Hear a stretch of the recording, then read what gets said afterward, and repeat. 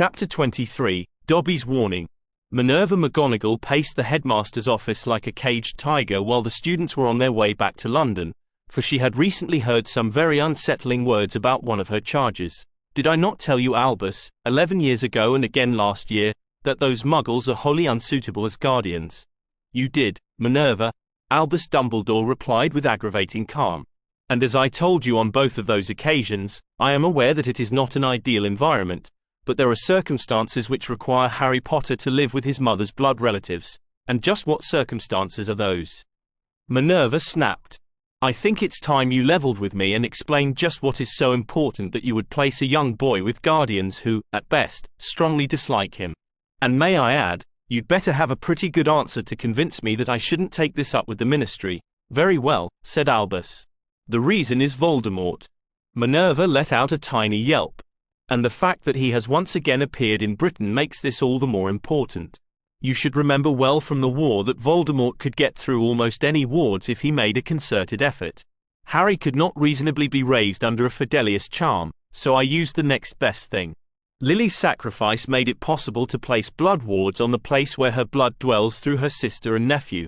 No wizard intending Harry harm can hurt him there, and Voldemort himself cannot breach them. He must at least be there to recharge them each summer so that we can send him there in case of an emergency. And here, Albus spread his hands wide. If you know of another way that young Harry can be kept as safe, I would be happy to hear it. Minerva deflated and sat down. Of course she didn't know any other way. Not unless she could pull enough strings to let Harry stay at Hogwarts over the summer, and that would be a long shot. Besides, Albus could think circles around her on that sort of thing. The question was whether this protection was worth it. And, well, he who must not be named was right there in the castle not 2 weeks ago. Very well, Albus, she said. I will continue to trust your judgment on how to keep Harry safe, for now. But I will not continue to ignore him in that house, as we have both been guilty of doing for the past 11 years. I asked Miss Granger to inform me if she feels the boy is at risk, and I will pay him a personal visit if she does so, and perhaps even if she doesn't. She was happy to see Albus nod in support. Of course, Minerva, he said. I think that is a fair point. And do inform me if you learn anything more. I certainly will. Daniel Granger took a deep breath and held it for a moment, then said, I need another drink. Septima Vector poured him another shot of fire whiskey, which the two elder Grangers described as tasting like scotch mixed with hot sauce and gunpowder. It was a mark of how serious the situation was that it was Vector who recommended the fire whiskey when she bought the family dinner in a private room at the Leaky Cauldron. Dan downed the shot with a grimace and immediately followed it up with a gulp of water. Emma was leaning heavily on his shoulder while Hermione held her free hand. So, just to review, Dan said harshly, your defense professor was possessed by the disembodied spirit of a wizard so evil that you fear to speak his name. He let the troll into the castle on Halloween as a distraction to try to steal the Philosopher's Stone to bring this evil wizard back to life. Then, he recently tried again, and you, Hermione, and her friends tried to stop him. And I understand you tried to keep the children away from the action, but this incident ended with her friend being attacked and that teacher. He hesitated to repeat it in his daughter's presence. Being murdered in front of them. Did I miss anything? No, Hermione said softly. I think you got it. There was one thing she had left out of the story, not least because she wasn't too sure of it herself. It very well might have been the case that Voldemort had tried to possess her, or Ron, but couldn't touch them because of the protection on Harry. That would certainly explain why his skin felt blisteringly hot for a moment. But she wasn't sure she believed it, and she certainly didn't want to, so she didn't mention it. So do you want to tell us again why we should trust your school to keep our daughter safe? Her father said. Septima licked her dry lips and glanced down at the table for a moment. Simply put, Hogwarts' safety record is still quite good, despite this incident, she explained. I told you after Halloween that these sorts of incidents are very rare, and I still stand by that. However, when I told you about Hogwarts' strong safety record, I admit that wasn't entirely accurate. What I did not mention before is that bad things tend to happen to the defense against the dark arts professors in particular. This isn't anything intrinsic to the class, mind you, and it hasn't affected the students before, but it's increasingly believed that the job was cursed by you-know-who in order to weaken his enemies. No defense professor has been able to teach for more than 1 year since before I was a student. They always seem to be involved in some scandal, or they sustain an injury, or they have to leave the country suddenly, or they're just incompetent and get sacked. Some of them have died in the post, although this incident is the first murder on the grounds. There were a couple of war deaths over summers, and the others were accidents and illnesses. The dragon pox epidemic of 1979 claimed 2 in a row. In fact, I tell you this because I hope you can understand that despite these problems, the students at Hogwarts have been kept quite safe. This year was the first year since I began teaching that any students were seriously endangered by anything other than their own foolishness. In addition, Headmaster Dumbledore will be taking greater pains from now on to ensure that people who are possessed are unable to get into the castle. Dan and Emma gave Septima a hard look. You'll forgive us if we don't feel so confident about that without seeing some results, Dan replied. After all, we were told that the troll was an isolated incident. I understand your concern, she replied. Not having any family myself, I can only really say that I myself have no reservations about continuing to work at Hogwarts, in spite of what's happened. We do appreciate your opinion, Professor, Emma said.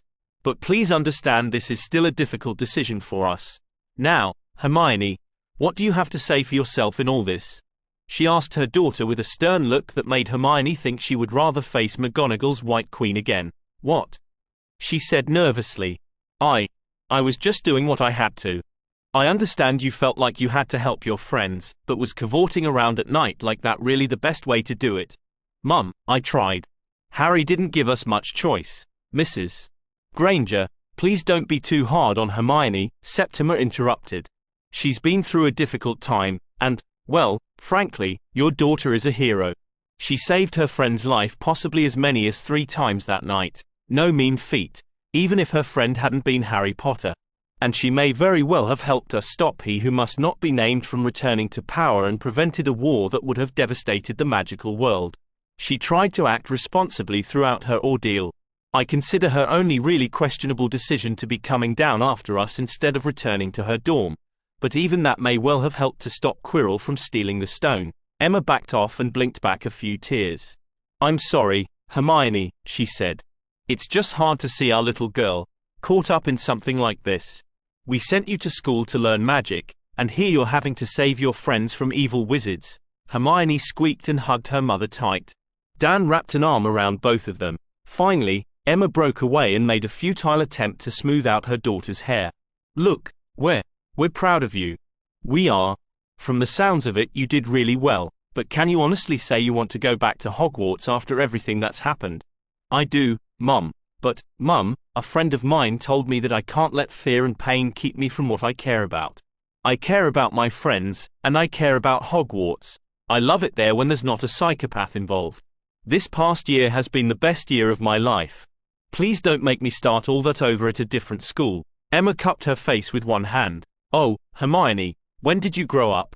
I think it was about 4 years ago, and we didn't want to admit it, Dan said with a weak smile. Hermione, we don't have to decide just yet. Actually, Professor, what is the deadline to decide where she'll be going? Normally, you have until the end of July. Although under extraordinary circumstances, a transfer could be made even in the week before term starts. Okay, we'll decide for sure by the end of July, then, Dan said. And I know we all would have preferred to meet under better circumstances, but it does mean a lot to us that you took the time to come down here and explain things. Yes, and thank you for dinner, too, Emma added. It was really no trouble, Mr. and Mrs. Granger. I sometimes think a more hands-on approach would benefit a lot of our students. Now it's getting late. And I know you need to. What is it? Drive home. Hermione, I do hope I will see you again in the fall. I'll do my best, Professor, she replied. Dan and Emma exchanged a look that said, we're doomed, aren't we? Good night, Professor, Dan said, shaking Septima's hand. Good night. They said their goodbyes, and the Grangers piled in the car for the drive back to Crawley. As they drove along, Hermione waited a while until she felt it was safe enough to mention her other news. Mum, Dad, you know how that letter said I'm not allowed to use magic outside of school? She asked. Yes, her parents said warily. Well, I talked to Professor McGonagall, and it turns out that's not precisely true. Harry Potter explored his room, looking for some place to hide his school books. Uncle Vernon had locked his school trunk, containing his books, robes, wand, cauldron, broomstick, and runic spells in the cupboard under the stairs the minute he'd got home. All of the spells he was hoping to use to get some concessions out of his relatives were in there, almost. Luckily, he'd anticipated this possibility and kept one small scrap of wood with Latin runes inked on it in his pocket. After a careful inspection, he discovered a loose floorboard under his bed that opened into a space large enough to keep his books in. Then, he just had to wait. A few days later, when Uncle Vernon, Aunt Petunia, and Dudley were all out in the yard, Harry snuck down the stairs, took the scrap of wood out of his pocket, held it up to the cupboard door, and whispered, "Alohomora."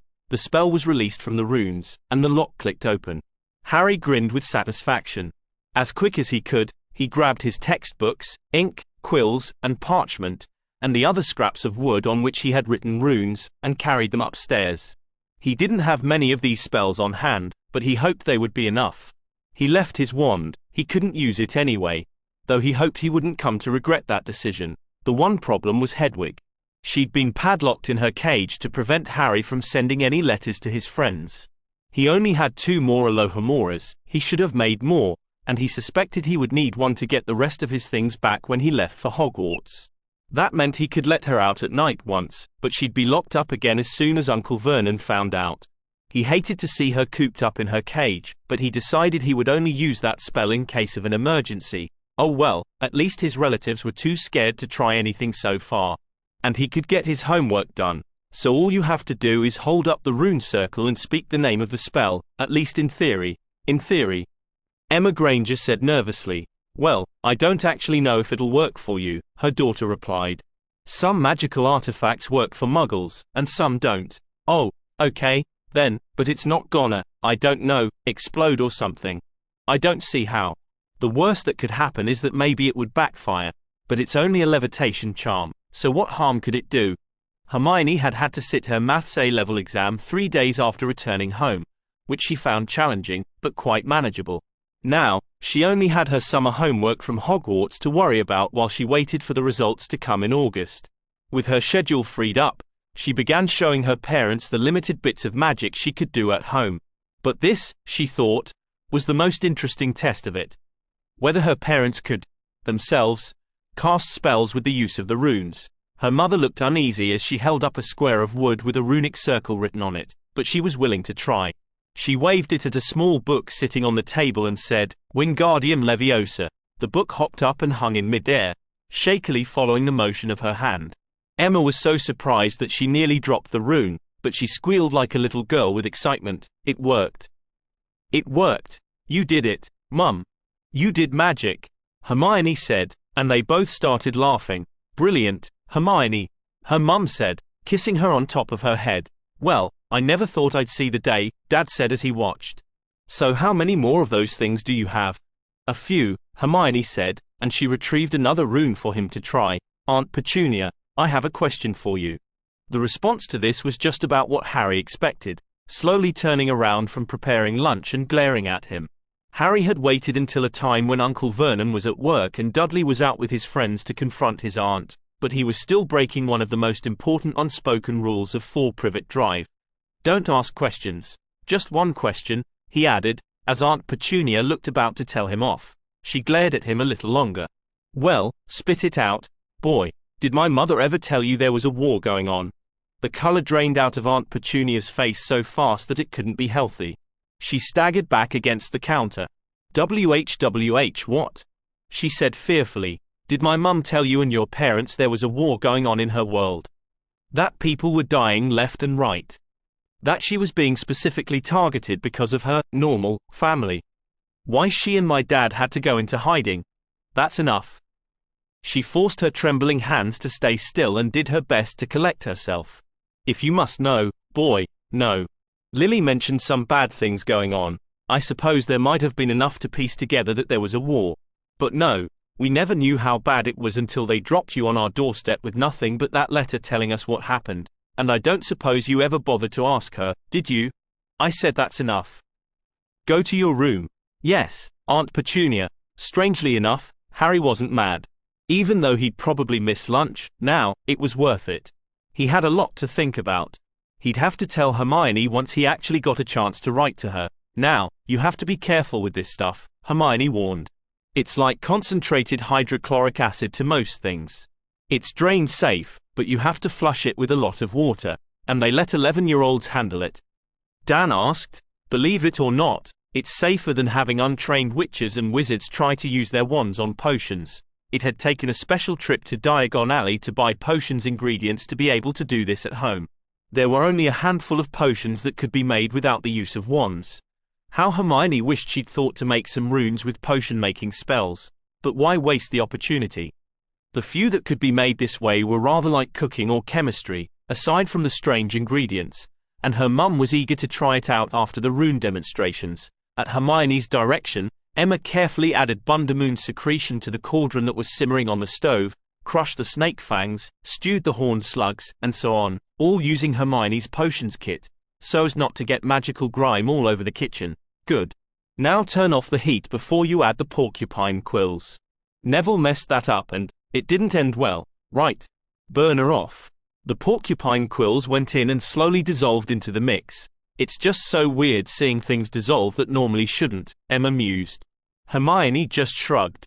By now, it looked pretty normal to her. It wasn't much longer before they reached the final step. Good. Good, Hermione said. Now, just mix in the blueberry paste. That neutralizes the corrosive effects. If you say so. The potion thickened as Emma stirred and turned a soft light blue, a little bit grayer than the sky on a sunny day.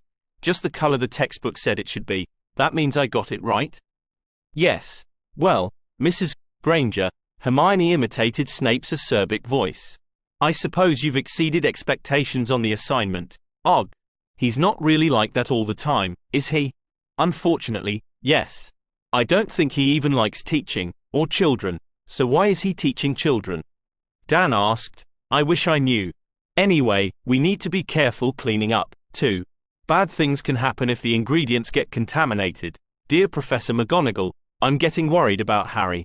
It's been a month since the end of term, and I haven't received any letters from him, even though I wrote him 3 times.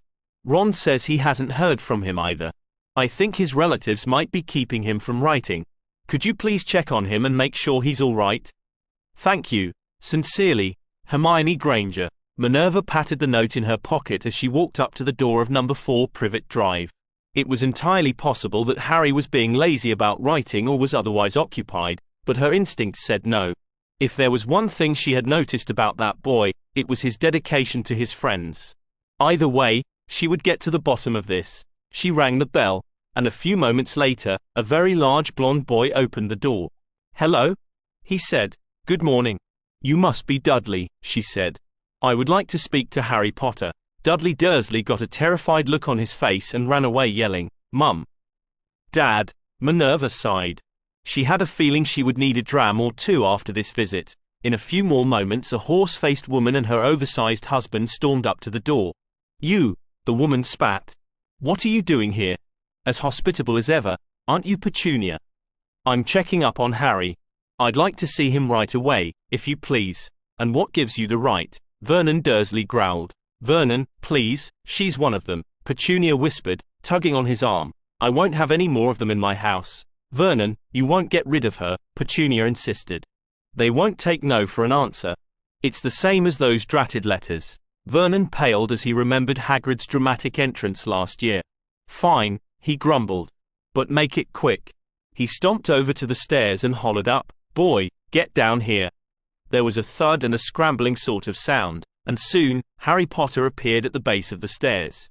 Professor, he said in surprise. He ran over to the door. What's going on? Is something wrong? Only if something is wrong here, Mr. Potter, Minerva said gently. Your friends have been growing worried about you. They haven't heard from you all summer. Well, Uncle Vernon won't let me let Hedwig out, but it doesn't matter. Ron and Hermione haven't sent me any letters. Anyway, he said gloomily. What? That's not true, Mr. Potter. Miss Granger has informed me that she wrote to you 3 times. Are you saying you haven't received any of her letters? No, I haven't heard from anyone. Minerva whirled on the Dursleys. Have you been keeping Harry's mail from him, again? She added, as a good guess of what had happened last year, but Vernon shook his head emphatically. We haven't seen any bloody owls besides his. It's not our fault if they can't find their way here. And he grumbled under his breath about his dislike of freaks, sending post by owl, and the regular post. She pressed. One of Harry's friends has been writing by your post system. Nothing's come for Harry, Petunia insisted. You think we wouldn't learn our lesson after last year? Minerva frowned. She was far from convinced of such a thing, but still, there was no reason for the owls not to go through. She drew her wand. Dudley screamed and hopped away backwards with his hands covering his large bottom. Petunia also took a few steps back, but Vernon shouted, "Now see here. I won't have you doing any of that. That, in my house. I will do what I please, Mr. Dursley. Thank you very much," she shot back. "And if your post system is being disrupted, I should think that would interest you, too." She waved her wand around the door and muttered some incantations, looking for any spells or wards that would interfere with the mail, but she found only Albus's blood wards. Very strange," she said as the Dursleys sputtered. "I don't know why your mail hasn't been delivered, Mr. Potter, but hopefully your own owl will be able to carry letters both in and out of the house, and you will at least be able to contact your friends." Then, she turned back to the Dursleys. "It's very unhealthy to keep an owl confined for this long, and there's really very little trouble that Harry and his friends can cause by their correspondence, so I implore to allow him to let her out." Vernon looked like he was gearing up for another rant, but Petunia managed to hold him back. "Fine, we'll do that. But there'd better not be any trouble." "Was there anything else?" "That depends on Harry, Mrs. Dursley." "Mr. Potter, have you been having any other problems?" No," he said hesitantly. "I'm doing all right." Minerva just gave him a stern look and said, "Very well. Please don't hesitate to write me if you need anything. Good day to you all." Uncle Vernon continued the grumble after the professor left, but soon enough, he stomped up the stairs to unlock Hedwig's cage, muttering about "no good, nosy freaks" the whole way, and "you'd better only let it out at night, when nobody can see," he warned Harry. Harry just smiled when he was left alone in his room again. He patted a very eager Hedwig on the head to calm her down and started writing his letters to Ron and Hermione. A week later was Harry's birthday. Hedwig was out for the night. He hoped collecting presents from Ron and Hermione. For his part, Harry was being thoroughly ignored, as usual. He was expected to be not seen and not heard while the Dursleys entertained some big-name clients of Uncle Vernon's. That was fine by him. He didn't care for those sorts of disingenuous, over-the-top dinner parties, anyway. As he climbed up to his room, he figured he'd spend a quiet evening reading. There was just one complication. There was a house elf standing on his bed. Harry thanked Merlin that Hermione had introduced him to the elves at school, or he probably would have cried out and ruined everything in that moment. This wasn't a Hogwarts elf, though. He was dirtier, his wrists were bandaged, he had a couple of scars on his face, and he appeared to be wearing a pillowcase instead of a tea towel. His nose was very long, and his eyes were precisely the shade of green of tennis balls. Hello," said Harry nervously. The elf hopped down off the bed and bowed so low that his nose touched the floor. "Harry Potter," said the elf in a high-pitched voice Harry was sure would carry down the stairs. "So long has Dobby wanted to meet you, sir. Such an honor it is." Thank you. Dobby," Harry replied. "Why are you in my bedroom?" "Dobby has a message for you, sir. It is difficult, sir." The elf started pulling on his ears. "Look, Dobby," Harry whispered, "it's nice to meet you, but this really isn't a good time. Can you at least, make it quick?" Dobby looked discouraged, but he replied, "Yes, sir. Dobby has come to give Harry Potter a warning, sir. His masters must not know, but Dobby must warn you, sir. Harry Potter must not go back to Hogwarts." There was a silence broken only by the chink of knives and forks from downstairs and the distant rumble of Uncle Vernon's voice. What?" Harry stammered. "But I've got to go back. You don't know what it's like here. The only friends I have are at Hogwarts. And besides, Hermione says it's already too late to switch schools for this year." To his delight, Hermione had managed to convince her parents to let her return to Hogwarts in September. No, squeaked Dobby, shaking his head so hard his ears flapped. "Not too late for Harry Potter, sir. Harry Potter is famous. Any school will teach him. He must go to another school, where he is safe. He is too great, too good, to lose. If Harry Potter goes back to Hogwarts, he will be in mortal danger." "Why?" said Harry in surprise. There is a plot, Harry Potter. A plot to make most terrible things happen at Hogwarts School of Witchcraft and Wizardry this year, whispered Dobby, suddenly trembling all over. Dobby has known it for months, sir. Harry Potter must not put himself in peril. He is too important, sir. What terrible things?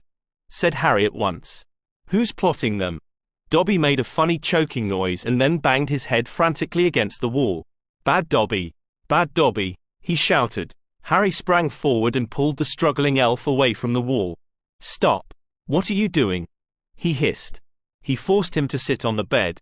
Dobby looked at Harry cross-eyed and said, Dobby had to punish himself, sir. Dobby almost revealed his family's secrets. Sir, punish yourself? Yes, Harry Potter, sir. Dobby is always having to punish himself, sir. Sometimes, his family is reminding him to do extra punishments. If they knew Dobby was here, sir. He shuddered like he was about to run at the wall again. But that's horrible, Harry said. The Hogwarts elves never do that. Dobby's eyes grew wide. You is knowing the Hogwarts elves, sir? Yeah. My friend Hermione likes to visit them. They're pretty nice. To Harry's horror, Dobby burst into noisy tears. I'm sorry, he hissed. He thought he heard the voices downstairs falter. Please be quiet. I didn't mean to offend you. Offend Dobby? The elf choked. Dobby has heard of Harry Potter's greatness, sir, but never his goodness. Harry Potter is even a friend to the house elves. I'm not that great. All that's just exaggerated stories, he said.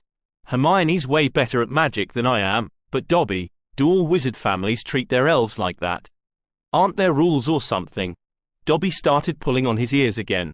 Elves is property, bound to their families, sir, he whined. Each family can manage their elf as they sees fit. And what family do you serve? The elf shuddered and then leaped up and banged his head against the wall again. Harry sprang into action and pulled him back. Stop that. They can't know you're here. He pointed at the floor. Look, maybe you should go see my friend. Her name's Hermione Granger. I think she lives somewhere in Crawley. Hang on, I've got her address.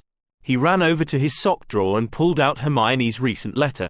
He showed Dobby the return address. See, this is where she lives. She knows loads more about elves than I do. Maybe she can help you. A moment later, Harry rather wished he'd kept his mouth shut as Dobby burst into wails of gratitude. He really must be in bad shape compared with the Hogwarts elves, the way he kept carrying on. Please be quiet, he begged. I'll be in big trouble if the Dursleys hear anything. Look, I'm sorry, but you really can't be here tonight. Hermione'll be more useful to you. Probably more useful on that mortal danger thing, too. Dobby stopped crying and sat very still, his green eyes bulging. Oh, no, sir, he squeaked. This danger is too great for Harry Potter, sir, and his friends. Dobby has heard tell of their great deeds, but this danger is far too great. Harry Potter must not return to Hogwarts. But I can't leave my friends. He looked down again at the envelope in his hand. Wait a minute. Were you the one stopping my letters? Dobby looked down at his dirty, bare feet. Harry Potter mustn't be angry with Dobby, he said. Dobby thought that if Harry Potter's friends had forgotten him. Dobby tried to stop Harry Potter's mail, sir, but his friends were worried about him and told the professor to check on him. Well, you see, I've got good friends at Hogwarts. Hermione saved my life last term. I'm not going to leave them to face mortal danger on their own. Besides, Dumbledore said he's stepping up security. Nothing'll get past him. Dobby bowed his head. Albus Dumbledore is the greatest headmaster Hogwarts has ever had. Dobby knows it, sir. Dobby has heard Dumbledore's powers rival those of he who must not be named at the height of his strength. But, sir. Dobby's voice dropped to an urgent whisper. There are powers Dumbledore doesn't. Powers no decent wizard. And before Harry could stop him, Dobby bounded off the bed, seized Harry's desk lamp, and started beating himself around the head with ear-splitting yelps. And then it all went downhill from there. Harry managed to stuff Dobby in the closet for long enough to deflect Uncle Vernon's anger, but no sooner had he left the room than Dobby started arguing with him again not to return to Hogwarts, and when he refused to listen, the little elf dashed downstairs and ruined Aunt Petunia's prized pudding, then vanished. Then, an owl swooped in and dropped a letter onto the head of Mrs. Mason, who just happened to have a phobia of birds, and worst of all, that letter was a warning from the Ministry of Magic about his using magic outside of school. His cover was blown, and he didn't even do anything. Uncle Vernon was beyond furious when he saw that letter. Indeed, he got a mad gleam in his eyes like a very fat cat that had just cornered a mouse, and he started laughing like a maniac. "Well, I've got news for you, boy. I'm locking you up. You're never going back to that school. Never. We'll shoo that bloody bird of yours away from the house, and we'll tell those freaks from the school you ran away. And you can't magic yourself out, or they'll expel you." Harry knew the jig was up. He had just one chance to scare him off now. His hand dove into his pocket and pulled out the scrap of wood he kept there for emergencies. "Oh, can't I?" he said threateningly. He held up the rune to Uncle Vernon. "Flipendo," he roared. Nothing happened. Damn, Hermione had warned him it might not hold a charge that long. Unfortunately, that stunt earned him a good, hard punch in the stomach, and Uncle Vernon picked him up and threw him into his room instead of just dragging him. A padlock went onto the window to keep Hedwig out, and the bedroom door was locked from the outside. Harry stayed awake late that night, waiting until he was sure the Dursleys were all asleep. Then, he pulled up the loose floorboard and found the 2 unlocking charms he had kept in reserve. The knockback jinx might have lost its charge, but there was a chance these hadn't. If either one of them still worked, he could get out of his room and sneak out to somewhere he could send for help, maybe intercepting Hedwig when she got back. Alohomora. Alohomora. It was no good. Both of the runic circles had lost their charge. He was trapped.